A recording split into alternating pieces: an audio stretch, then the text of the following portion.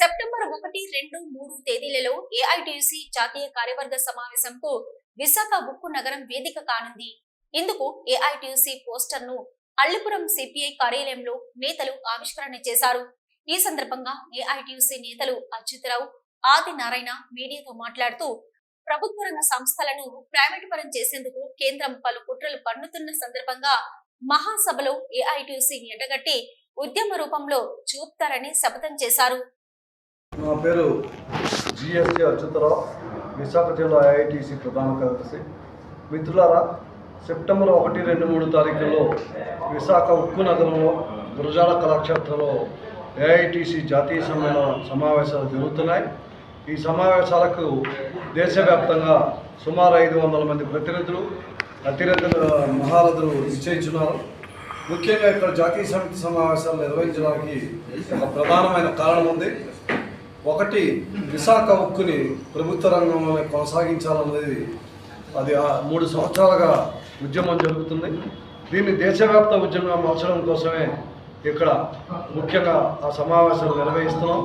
అదొకటే కాదు, గత 70-80 సంవత్సరాలుగా ఉన్నటువంటి విశాఖ పోర్టుని రోజు రోజుకి బెత్తలు అమ్మేసి దాన్ని కూడా కాంట్రాక్ట్ ప్రైవేట్ దత్తత చేద్దామనే ప్రయత్నం చేస్తున్నారు.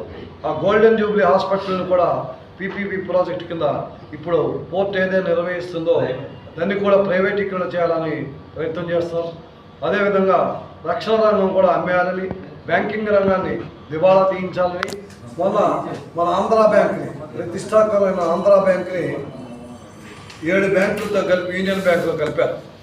ఇప్పుడు ఆ యూనియన్ బ్యాంకులు మళ్ళీ యూనియన్ బ్యాంక్గా ఉంచుకుంటా పంజాబ్ నేషనల్ బ్యాంకులో కలుపుతామని చెప్తున్న ప్రయత్నం చేస్తారు. ఎందుకు చేస్తారంటే అంబానీలు, అదానీలు చిన్న చిన్న బ్యాంకులు కొనరు. వారికి దేశవ్యాప్తంగా బయట ప్రపంచంలో బ్రాంచ్లో ఉన్న బ్యాంకులు కావాలి అంటే 1-2 అలా బ్యాంకులు కొంటే ప్రయోజనం లేదు. కాబట్టి మొత్తం బ్యాంకులన్నీ కలిపేయండి.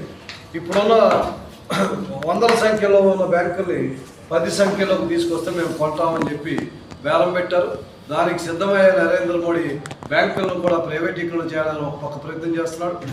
అదేవిధంగా ఈ రాష్ట్రంలో, ఈ నగరంలో అసంఘటిత కార్మికులు, ముఖ్యంగా ఆటో కార్మికులు, భవన నిర్మాణ కార్మికులు, ఇతర ఇంటి పనివారులు, అపార్ట్మెంట్ వాచ్మెన్లు, వీరందరూ మన నగరంలో చాలామంది ఉన్నారు.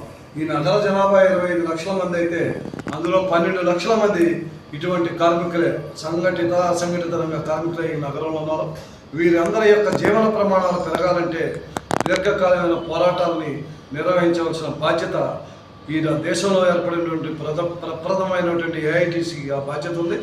మేము కాకుండా మా సహచర సంఘాలైనటువంటి సెంట్రల్ ట్రేడ్ యూనియన్లో 11 సంఘాలని ఒక ఐక్య ప్లాట్ఫామ్ మీద తీసుకొచ్చి భవిష్యత్తులో పోరాటాలు చేయడం కోసమే ఈ నగరంలో 3 రోజుల పాటు జాతీయ సమితి సమావేశాలు జరుగుతున్నాయి. ఆ సందర్భంలోనే 3వ తారీఖు మధ్యాహ్నం 2:30 గంటలకి సరస్వతి పార్క్ నుండి గాంధీ విగ్రహం వరకు భారీ ప్రదర్శన నిర్వహించి, ప్రదర్శన అనంతరం బహిరంగ సభ నిర్వహించాలని నిర్ణయించాం. ఈ ప్రదర్శనని, బహిరంగ సభని విశాఖ పుర ప్రజలందరూ స్వాగతించి మాకు సహాయ సహకారాలు అందించి జయప్రదం చేయాలని ద్వారా విజ్ఞప్తి చేస్తాం.